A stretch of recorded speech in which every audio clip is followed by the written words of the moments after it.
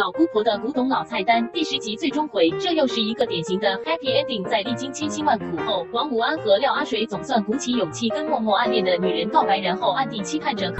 可不可以？你也刚好喜欢我。那当然可以了，然后大家就一起吃饭庆祝，那这个故事就完了。至于那些老菜单代表着什么，那可能只是拿来比喻，说是建立回忆的原意很好，可惜不是每一集提及的料理也切合剧情，这显得有点可惜。而那个当初狠狠撇掉的何文翰，是突然要求提爱复合，再来尽情奚落王武安，然后却突然看到王武安的企划后180度改变想法，说是要支持提爱追寻自己的幸福。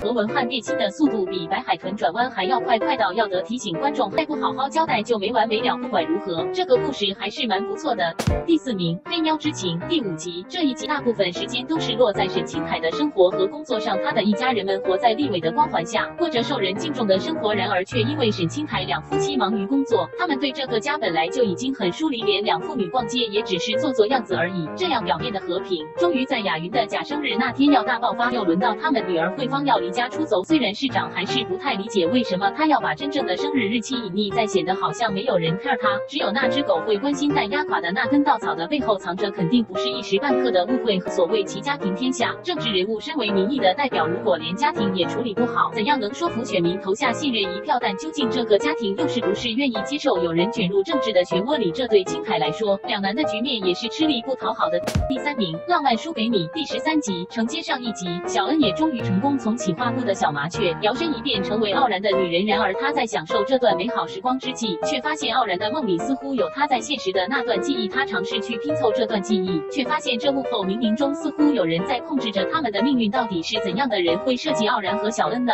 而这一集也看到清风在确定小恩和傲然的关系后，也选择退出跟小恩之间暧昧的关系。看来一个人的成全好过3个人的纠结。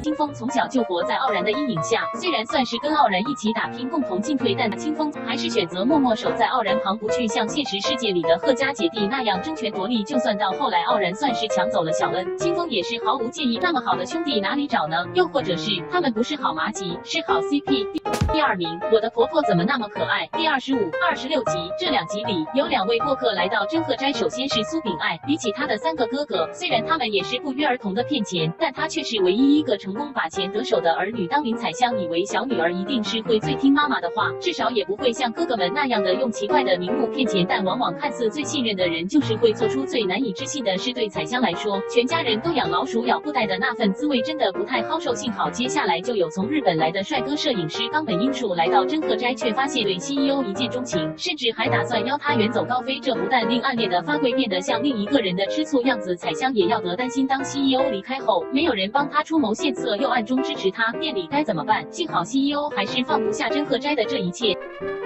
第1名，罗雀高飞第5集，罗雀终于也得到林家的信任，能够获得一份吓人的工作。然而却因为他没有读过书，不识字，只能从事在粗活上，还要受尽洪家和林母的责难和陷害，最后甚至还被赶出林家。他一方面怨恨自己为什么不够机灵，也得费尽心思的劝弟弟好好念书。在民国109年，你有念大学吗？这句话大部分年轻人都是 say yes， 但罗雀的那个年代，生于一个贫困家庭的女生不用说念书，她连如字也不知道是什么，但不识字也不代表智笨，而是大脑没开发而已。但他尽管经常被嫌弃、被捉弄，他还是每一次，就算很受伤。尽管他内心里往往想要据理力争，但现实也告诉他得要妥协。但家俊不明白，他以为错的事只要有理据就可以解决。但正如昆龙所讲的，家俊他不是穷人，他可能这辈子也不能明白，没有地位、际遇和学识，哪来的命运呢？好，来到这个排行榜的时间，顺带一提，市长也刚看完获得金钟入围的电视电影《追凶500天》，故事有点烧脑，也又不失发人深省之处，有机会再跟大家分享一下哦。而《猎梦特工》的第3集也算终于给出清晰一点的轮廓，在莫启峰等人的恶势力背后，正筹划着许多看似正当的阴谋，甚至还可以把别人的记忆植入到其他人身上，甚至可以在潜意识里干别人。就像这一集里的庞更生，但显而易见的，当技术失控后，如果他发疯起来的炸弹爆炸后，那造成的后果恐怕是不堪设想。正所谓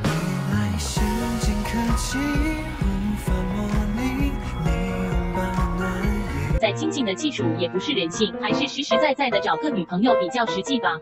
台剧情报室，我们下次见。